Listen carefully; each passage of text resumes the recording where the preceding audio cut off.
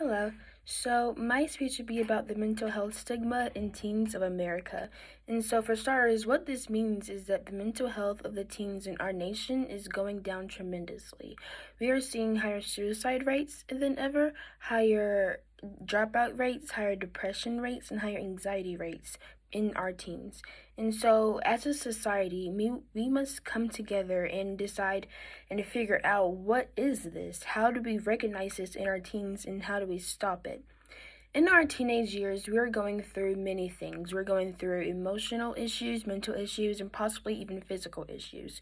You're dealing with school, you're dealing with friends and even your family. And for some, you're dealing with the process of going into college. You're dealing with standardized tests. And for some, this can be a lot to handle. This can be a lot to deal with at one time, especially at a young age of school age children.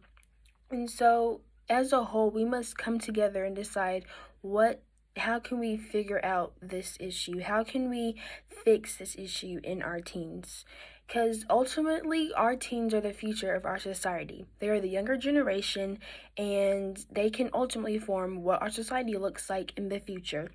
The mental health in teens is going down tremendously, and we must put an end to this issue and figure out how to solve it. Our kids are becoming too sad to live, and their mental health is going down. We must solve this issue.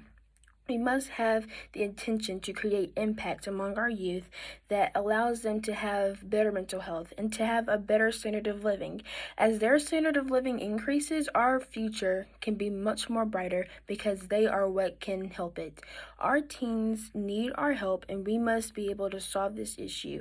I myself am a teen, so I feel as though this issue is more prevalent in our society than it has ever been, and we must create a conclusion to solve this issue.